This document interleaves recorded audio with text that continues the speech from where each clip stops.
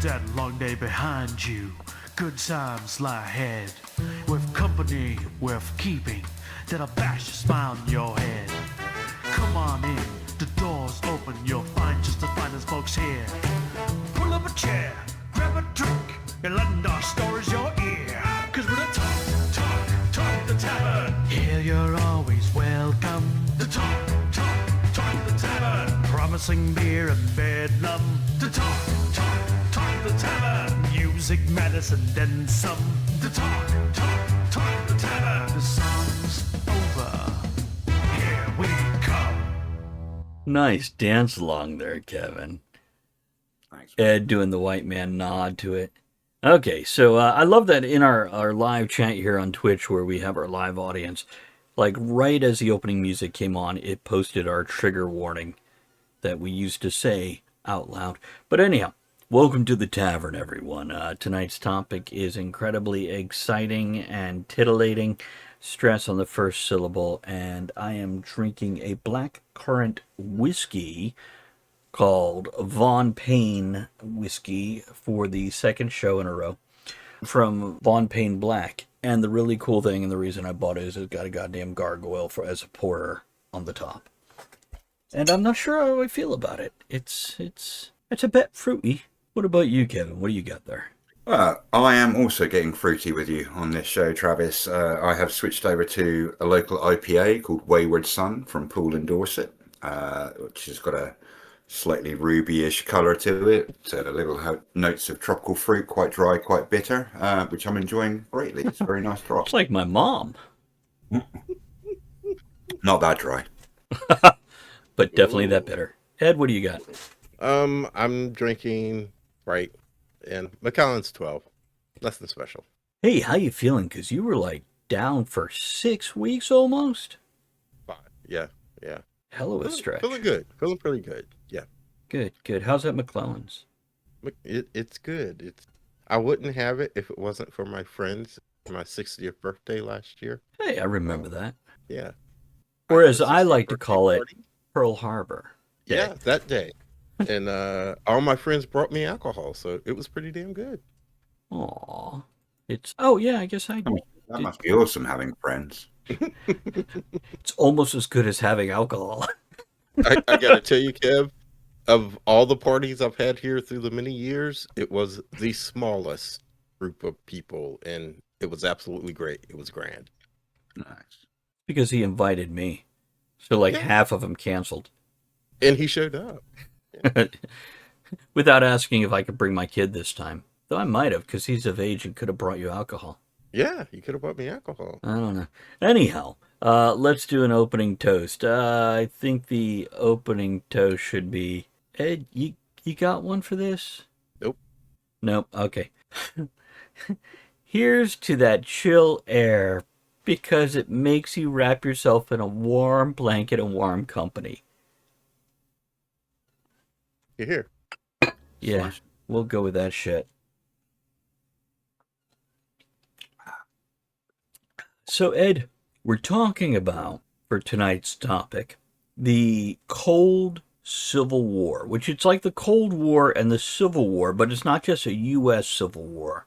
It's a situation we're seeing in almost a dozen different countries at this point in time. Some more obvious, like Myanmar.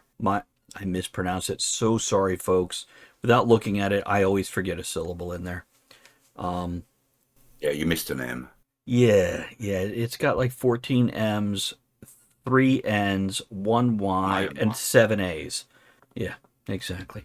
Which, by the way, one of my books, actually, before the Civil War started there, I had written one of my cyberpunk books set 50 years in the future in that country. And it's got some beautiful temples and everything in there, in the country and in the book. But Ed, maybe you could explain a little better. What are we talking about here? There's some shit going down and I'm confused. Well, everybody knows what a civil war is, I would think. Which I'm not really sure what we're experiencing right now is a true civil war. A civil war is when the civilian populace rises up to overtake the government. Right. Which, by the way, isn't what we had in 1860. But anyway, we'll move on from that. That sounds like an interesting topic for a later date. But what we're experiencing right now here in America is definitely a division that could turn into a fight any day. I feel like there's enough signs there that this could turn into a fight someday. And I don't know. I could But be way off the mark. not Um, just here though, right? oh, absolutely. It's happening in other countries. And as Kevin said pre-show, it's almost as if we're back in the middle of a full-blown Cold War again, worldwide. Nobody's saying that. Nobody's using that term, but I feel it. I see it. Kevin used the examples of the things going on with Russia, and I see it as a student of history. It's the same things that was going on in the 50s and 60s. I'm waiting for the day we actually have planes sitting on the ground fueled with nuclear weapons on them again, ready to go. Okay. I'm going to respond to a comment here real quick. Then I want to give this back to you because this is not my area of expertise. I have opinions, of course, about fucking everything. But Bree in chat on our live stream says, I feel like the economy will crash soon. And this is something I have pointed out almost every show of the last handful of shows, 3 to 5 shows. Matter of fact, we did a whole show about that specifically and history repeating itself from 100 years ago, or at least A couple episodes ago. mirroring, echoing itself. So we're looking at what could potentially, we might already be in a world war, but it's a world cold war. And it's starting with divisions within our own countries, plural, not just America, United States, but the UK, France definitely has something like this going on right at this moment. There are at least 3 countries in Central America with this issue, and 1 or 2 in South America with this issue. And, once we look into the Middle East and Africa, it seems like always a dozen different countries. It's nonstop in Africa. Right, I mean, right. Especially if you count in the Middle East, which is technically part of Asia, but Yeah. the Iran, Iraq area, what was once Persia, and of course we look at Israel and all that. Does it ever stop in that area? Not just Israel, the whole Gulf around the Red Sea Gulf, Egypt, Israel, Syria, Jordan, all of those countries. yeah, Go on. it's always one faction in one of those countries trying to be the top faction. So what's it mean to be the top faction there, and how's that relate to the other countries in the world? Power and money. Not necessarily in that order. Yeah, yeah, very much so. I think for the first time in a long time, we're seeing a unique situation, which I think ties into what Ed's saying, but it is worldwide. Cultural division to the point where one part of your country is prepared to strike in a physical manner against another part of your country has always been regarded by the first world as somebody else's problem. That's something that happens over there with them, not here at home with Yeah, us. yeah. But the truth That's is that it interesting. is happening. And it's happening a lot more, and it's happening a lot more widely and a lot more prevalently than most people are aware of.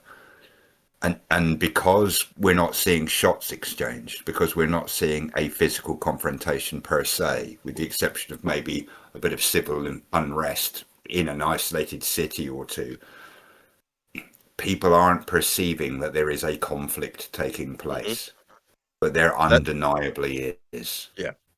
Ed, and has been for a while. can you build on that? Well, and what he said, that's where the cold part of the Civil Cold War comes in because we're not firing shots, but we're fussing and fighting and arguing and picking and going after each other that about stuff that I'm not saying it doesn't matter, but really should it matter as much as feeding one another, housing one another? The gosh, don't want to say the greater good. Should it matter as much as the greater good? We're fighting over what bathroom we use, okay, or someone should use. Does that really matter as much as Travis mentioned something earlier pre-show about ice? Does that matter as much as children that are being sold into slavery, but we're not seeing that. We're fighting over what fucking bathroom we should use, and the groups are just getting more and more and more this side and that side. It doesn't really matter whether it's really, really right or really, really wrong. We are choosing sides. Shots will be fired someday. And where L- does that lead me? Literal shots or metaphorical shots. But, Literal Both. shots will be fired. well, I'm saying it will be both. There might be literal shots, but that will be caused by the metaphorical shots that are already being taken. That's the Cold War portion, is the metaphorical. Once physical shots are fired on more than just a momentary basis, and by that I don't mean to downplay any shooting or riot or violence anywhere in the world, but these are moments, these are the sparks that lead up to something larger. Mm, And it doesn't even have to be something major. no. Going back to our show the other week, does history repeat itself? The trigger for the Second World War, Yeah. in which millions and millions of people around the globe lost their lives, was the assassination of one relatively not to disrespect his country or his position, but one relatively unimportant leader. Hmm. And all of a sudden, in the space of literally not even months or years, but weeks, that situation escalated and escalated to the point where half of the world went to war with each other, and millions of people who had nothing to do with the original argument lost their lives.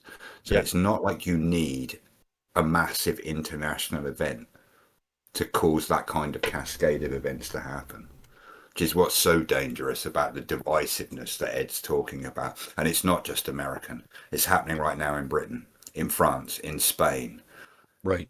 You take your pick of any one of a dozen Mhm. countries around the world. What And it comes back to exactly what you were saying, Travis. It's this. Yeah. Why are we focusing? Ed asked the question, why are we focusing on these seemingly unimportant issues? Or let me rephrase that. Why are the people above us who tell us what we should be worried about focusing on these issues and not on wider issues like feeding the poor, housing the homeless, etc.? And the answer is because in divisiveness and in conflict, there is profit. there you go. And now more than ever, with the advent of the internet, you have the ability of demagogues and public speakers, those with a secret agenda or not so secret agenda. Yeah. They have a unique ability to whip up public fervor to the point where things actually happen. Hmm. And when those things happen, someone somewhere sees a potential for profit and money making.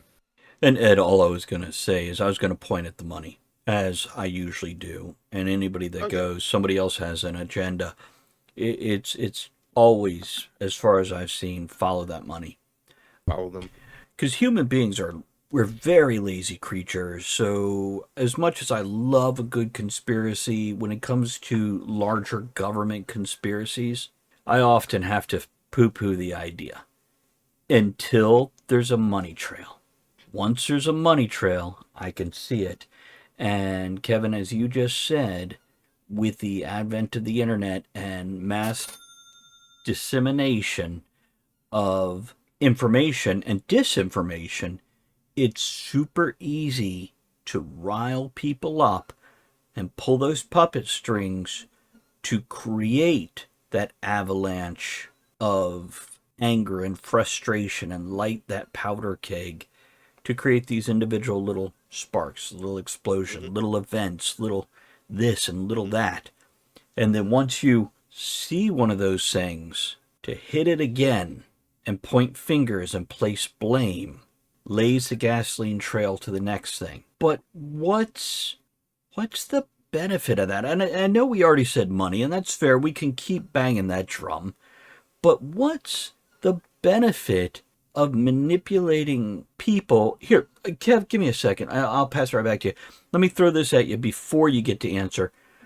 Are they being that mysterious shadow they, or the very public face of they that everybody likes to blame on either side? Rothschild. You know, whether you want to go, oh, Trump did this, or that guy did this, or Obama did that, whoever you like to blame, Are they fanning the flames to create a smoke screen while they get more? Or is the events that are being triggered or fanned what they want? Now, Kevin? So there's a name for this, and I will find it in a minute while one of you is speaking, because I've got it saved in a meme on my phone I sent someone the other day. What it basically boils down to is this: what stops rich people from making more money? And the answer to that's, I'm not going to ask you, I'll tell you. What stops people from making more money is laws and rules and regulations and public opinion against what you are doing to make money. How do you overcome that? You create fear. When you create fear and enough people are scared of the thing you have created fear about, you then tell them, I can take this fear away, I can solve that problem for you, but you have to give me the power to do it. It's not my choice, it's not what I want. You Oh voluntarily my surrender God. your And right we're dumb enough to and buy that. We we are. We're are. dumb enough to buy that. Yeah. We absolutely are, because if you make enough people in a populace scared of something, Oh, it doesn't even take enough, Kevin. That vocal minority that freaks out and yells louder while level-headed people sit back going, can we think for a moment? Oh, wait, they're already Yeah. doing Yeah. things. The silent majority is never enough. It's the vocal minority. yeah. Yeah. And by the People who way, are scared, people who are scared want to lash out. It's like when we're physically confronted by somebody. If right. someone gets in your face and screams and shouts at you, you either want to get angry or you want to hit them or you want to run away. But Or it's fight or flight. we've all had a job here, right? Anytime Surprise. any superiors come to you and go, here's a problem, no matter how good of a person or worker you are, your first reaction is almost always to deflect blame and go, oh, this is why that happened. It's not my fault. This happened. And that's the same thing with this large scale thing. When people feel that fear and they feel attacked and they feel threatened, the first thing they do is try to deflect blame and put it somewhere else and attack that area. Kevin, did you find it? I did. It's called the Hegelian dialect. Okay. You create a problem, the problem creates a reaction. If there is enough fear and hysteria, people will not only accept any solution that limits their rights, they will actually beg you for it, provided you make the problem go away. But they never do make the problem go away, do they? No, they But just create they a don't problem. have to. They just have Don't to have make to. you think they will. Well, I think what they do, it's like tapping a keg. Once you have that flood going out, you just put a tap in it so you can open and close it at your.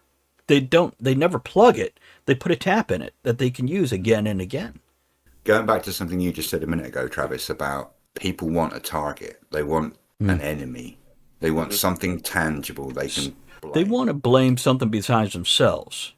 Themselves. Exactly. And this is why now around the globe, more now in civilized Hmm. Western countries than previously, where it's been more confined to the East or to poorer countries, we are seeing a rise of nationalism. Mm, Mhm. Not the good kind of nationalism, the righteous pride in your country, but the everything is the blame of Johnny Foreigner kind yeah. of nationalism. Mhm. And that's not unique to the situation in America. No. That is happening right now on the streets of Britain. There are people who are afraid to hang our national flag because it has been subverted by Oh, the far right in this country to represent their ideals, to Ed, write paint it their flag down. Make black sure you got. and also show genuine it's written down. patriotism Go on. and misconstrued as hatred of somebody else.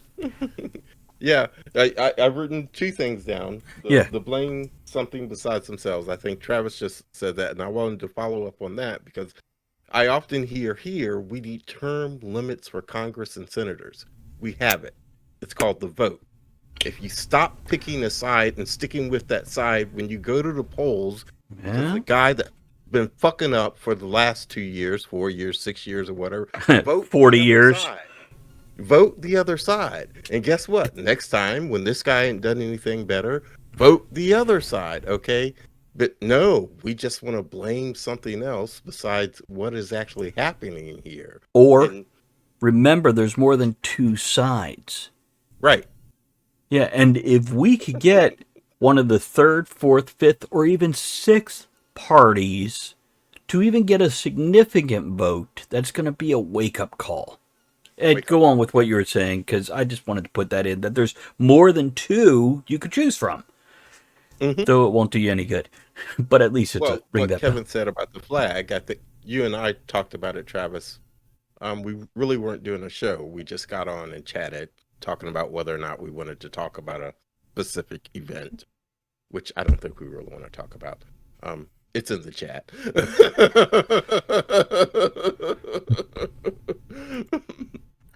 But it's when that event happened, I felt something. I became realized something about myself because I used to be very, very vocal in social media on my political social Right. views. I'm not any longer. And Why? Kevin said something about waving the flag because I admitted something to myself when that event happened that I never wanted to admit to myself before. I was afraid. I was afraid to voice my opinion because of crazies out here in this world today. Yeah. So I've just been keeping my opinion to myself. And I read that quote, gosh, I'm going to mess it up. Dr. Martin Luther King about being silent. People aren't going to remember what you said while you're alive, but they will remember you're silent. And I just don't know what to do. Should I speak up? Should I say something? Should I voice my opinion? And then end up on a list somewhere? Who knows? Go ahead, Travis. This is something here in the tavern we're frequently torn on. Now, Ed and I do not share political views exactly. We both tend to be moderate, and On each side. right. I lean more one way, he leans the other way. But with all our not seeing eye to eye, we really almost always come to a middle ground we can agree on that's reasonable. Kevin, I kind of feel like you're in the same boat, and I don't know which way you lean because we haven't quizzed you on it, but because we don't tend to. But yeah, a lot of times here in the tavern, we're afraid to voice Yeah. our full and real opinion, even though it might I never wanted to admit that to myself. Yeah. I am afraid. Yeah, because we're worried about the repercussions. And it might be something as simple as we get canceled and kicked off Twitch, or Spotify removes that episode, or it might mean some wacko shows up with violent intent. Because we live in an information world, and if somebody knows how to find information, they can find us. Mhm. There's enough out there that if they did due diligence, they would know where I live at least. Mm-hmm. Maybe Ed, maybe not, but I would assume so, without going into how to do it, just in case there's a lazy somebody out there. I don't want to give them information, but Hell, there's websites. Type a name in, they got you. Okay. yeah. You maybe pay $20 a month for it, but yeah. Yeah. Kevin, you look like I you. publicly state I'm not speaking on behalf of either of you, but I work in hospitality. They have no idea how much rage I have bottled up. If you want to come and find me, just message me in chat. I'll send you my address. Kevin, you're not 42 anymore. Yeah, you're right. Well, and I think that's a part of it for me too. At 60 years old, shit, I can't fight no more. How's your hand-eye coordination? Just to warn the people that might show up. Well, we won't talk about what I used to do, but Yeah. So yeah, my point is that I've totally lost here is we're afraid to mention this stuff, not just because of physical in-person interactions that might happen out of it, but other ways too. Because here's something about the folks on the tavern, if you haven't figured it out. Fucking decent people. We're not looking to hurt somebody's feelings or upset somebody. We're looking to have a passionate discussion with a little logic and a lot of laughter. And a lot of people can't have either of those two things when discussing certain topics. Mm-hmm. And we have seen through our lifetimes over the past, let's say, 5 decades, give or take, we have seen things repeat itself, and we have seen witch hunts and we have seen people shut down, locked out, and sometimes I could say the words Jane Fonda, and Ed gets cranky. But she was doing what she felt right, and a lot of people feel it's wrong. And Ed has a very specific reason for getting cranky about it. And it's one reason. It has nothing to do with her point of view. It has to do with how she did things. How she did it. How she did it. That's it. And by the way, I could defend her point of view if I never mention her name. And Ed'll go, no, I get it. But you hear him laughing now.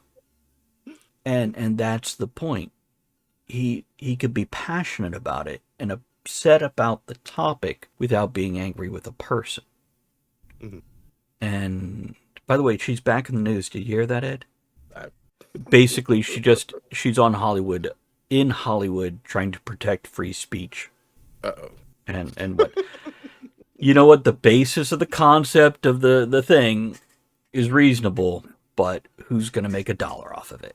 I thought you was about to tell me she's about to croak. That's why she's back in the news. No, but No, I was not going to celebrate that. People, don't. Was not going to celebrate. But that, we did I wasn't gonna lose cry either. But 2 people this past week. yeah, Odo, man. Odo, also the lieutenant governor on Benson, Rene Bergerac, and I believe I just mispronounced his name. It's a great French name. And we also lost Diane Keaton. Diane Keaton. And I want to say was there another rocker we lost this week? I thought there was another rocker this week also. That week. Kevin, help us out. You're the music guy.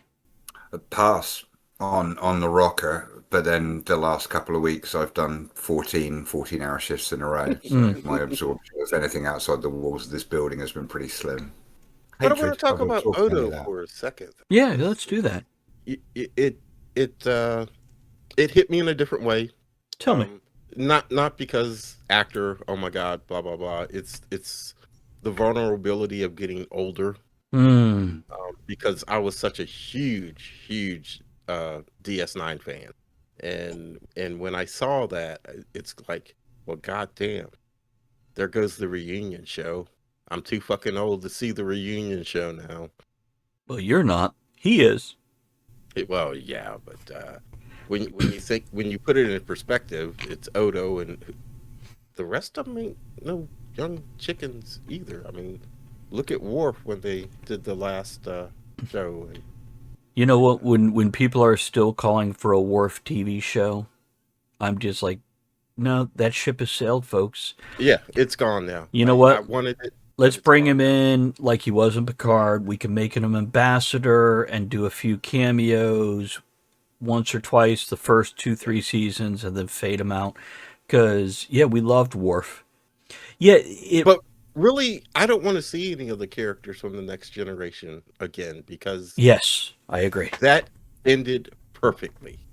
It's done. Yeah, I'm you good. want to preserve the memory as it was. Yeah. Which, by the way, Strange New Worlds, I'm fucking loving it.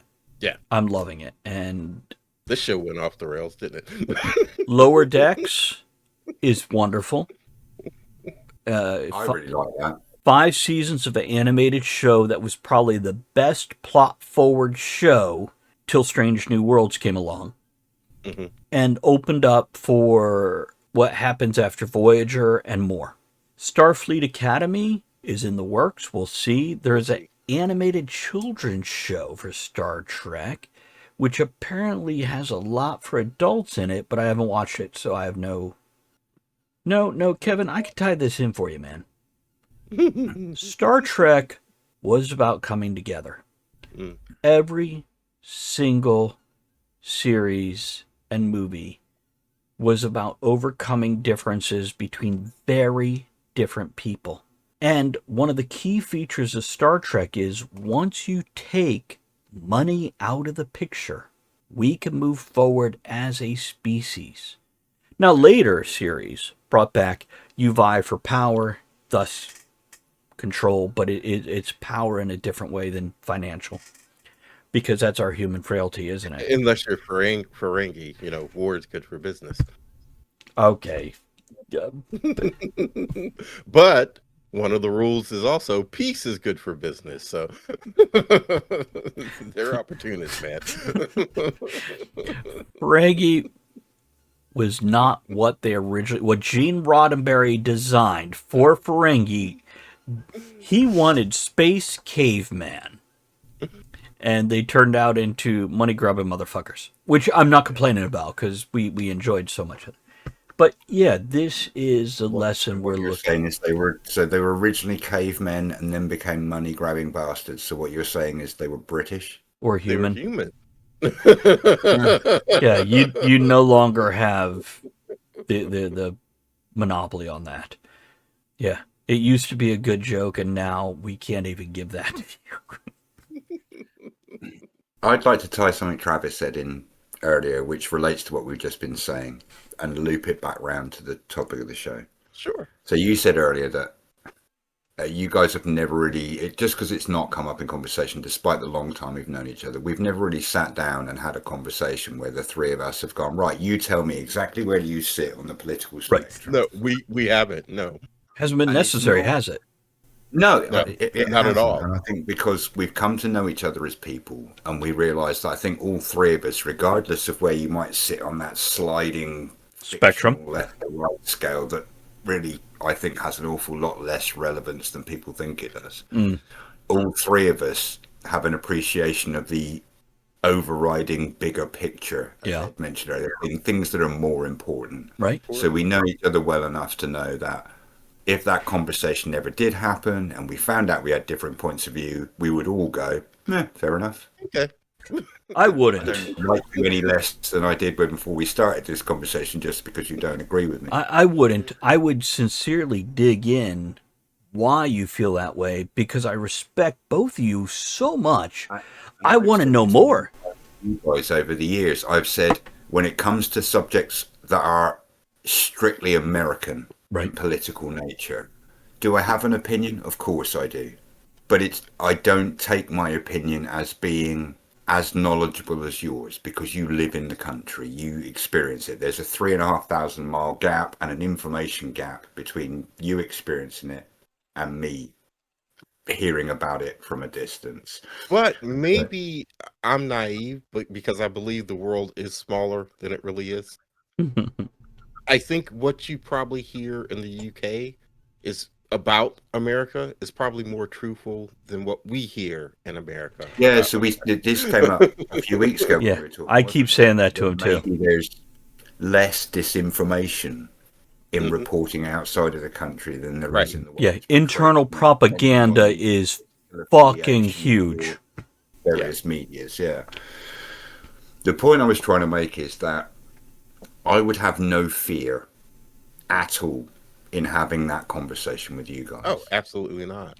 I would certainly have, if not fear, then caution in having that same conversation live on the show now. Yeah. Not because I'm worried about some mad stalker coming and finding me, you know, but because I would be worried about the potential for causing offence. Now let's loop that back round to what we were saying earlier. The Cold Civil War, or the Cold War part of it, is successful because people are scared about the opinions of other if they speak up with an opinion that is not currently the accepted norm.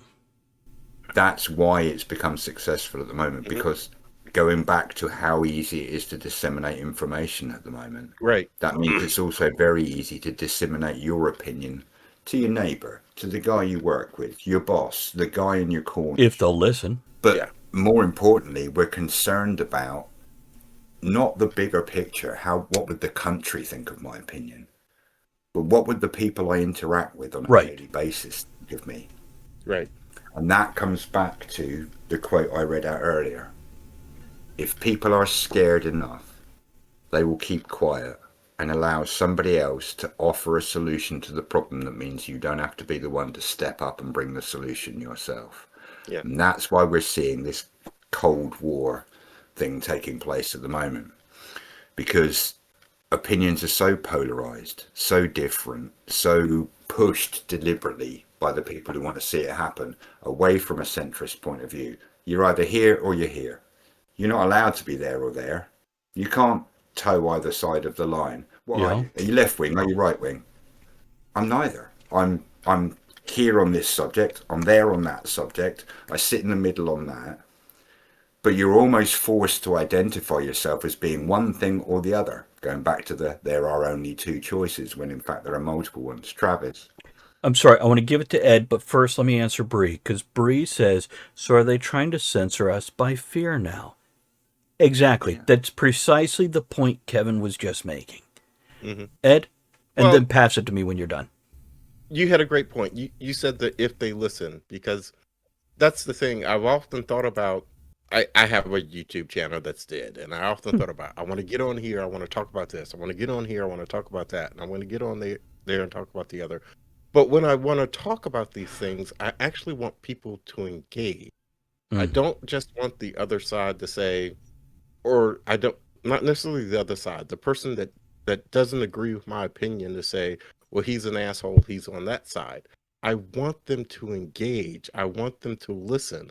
I want to be able to listen to them and them to listen to me, and let's have a conversation and see if we can have that common ground. But they don't want to listen. We had it to happen here on the show a couple of months ago. I happened to bring up a subject that we did a show on while Kevin was still around, and we got blasted by one of the viewers' listeners. And I was like, okay, I'll let that drop now because they don't want to listen. And that's what they said. I don't want to know anything about that. right, right. And there are certain topics where, if we want to discuss it, I've said, do we want to record that show without live streaming it so we can Mhm. speak freely and give our opinion? So this relates to mostly what Kevin said, a bit of what Ed said, a bit what have I said. Why are we worried about offending others? We're not here to upset you or make you cranky or make you defensive and automatically look to assign the blame somewhere else. We're here to, as Ed is indicating, make you think and make ourselves think. Because I'm a fucking genius, but I don't know it all. And I don't know the other side. And Bree here typed the word awareness. I've always said you don't Awareness, have to be politically active, but you should be politically aware. aware. And that is Amen. a phrase I have used for decades now.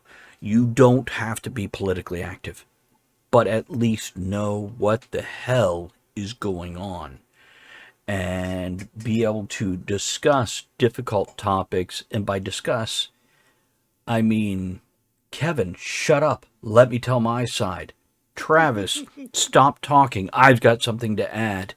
We've got to be able to not just wait to say our next thing, I've got something, but to listen and consider what other people are saying, because that will strengthen your beliefs and your position.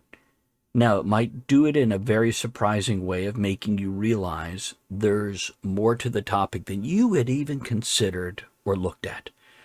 Or it might make you realize they don't have all the facts. And here's a key thing they don't know, that if I can present in a reasonable way, it can change this whole perspective issue going on.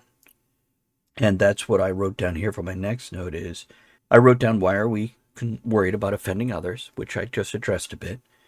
And it's because we're concerned about offering logic and education versus blind passion.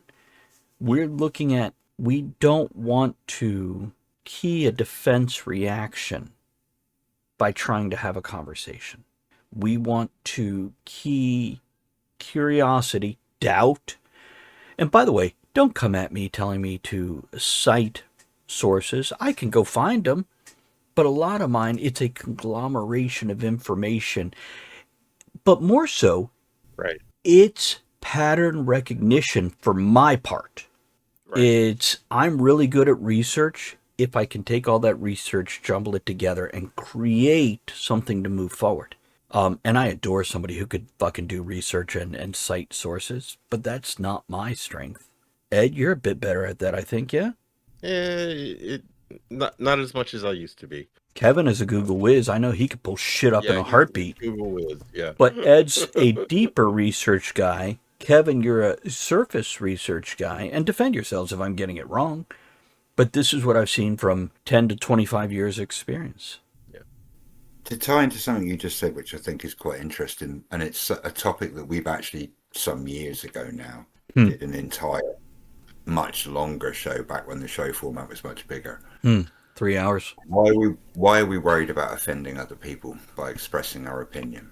And the problem is that it's not just about offence in and of itself. And I'm going to quote one of my favourite British and indeed See, fucking research. Stephen Fry. Yeah. This is a very famous quote from Stephen Fry on being offended, which I'm going to read out verbatim. It's now very common to hear people say, I'm rather offended by that, as if that gives them certain rights. It's actually nothing more than a whine. I find that offensive. It has no meaning, it has no purpose, it has no reason to be respected as a phrase in and of itself. I'm offended by that. So fucking what? The problem is that it's not just about offending somebody else. It's about them then assuming that because your point of view does not tally with their point of view, which has caused the offence, that your point of view is worthless. Or They have a attacking. Yeah, that they have a right for their point of view to be protected to the point where they're not prepared to engage in discourse and say, okay, this is my point of view. I'm firm and concrete that it's my point of view. But please, take the time to explain to me why you think I'm wrong. Well, I'm offended that you don't agree with, so you can go. Let me throw this at you, Kevin. It's not even that we're saying anybody is wrong. Right. We're just saying, wait, there's more. Yes. And no, in some cases, that might mean that person is wrong. But I don't think it only very rarely means they're 100% wrong. It just means they're partially wrong. There's more information that they don't have. And they, on the other side of whatever discussion, probably have information I don't realize. This is why on episodes like this, I'm like, I just get to ask questions. I can throw up a little monologue here about generalized things about offending people. But look at where we've gone. Right. You didn't just ask questions. You do have opinion. But it's not opinion about worldwide Cold War amongst 24 nations or so. It's addressing how to approach this to avoid the violent responses. But we're in that situation of the Cold War because we won't listen. Yeah, here we go. I think we just bit our own tail. Yeah. We caught it. We were chasing our tail on this one. Now, if only everyone else could take a moment to see if that's their tail in front of them. And if it is, maybe stop chasing your tail and running in circles and look around for a moment and realize so much more is going on. And Is that your closing? 'Cause that was pretty good. Yeah, I think that's my closing. What do you guys got? Okay, and my closing is a little bit more personal because I have used that phrase, I'm afraid, and when I say I'm afraid, it's like Kevin said, I'm not afraid somebody's gonna bust in my house and start blasting, or I'm gonna get drug away because of something I said, something I posted, or whatever that. I'm afraid of being labeled.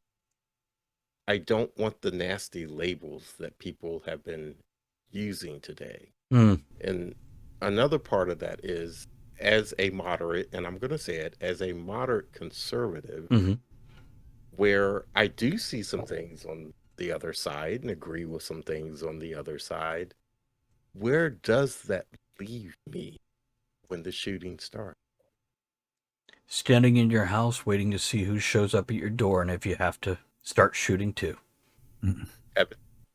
I'm just sat here thinking anybody who breaks into Ed's house clearly has no idea what they've bitten.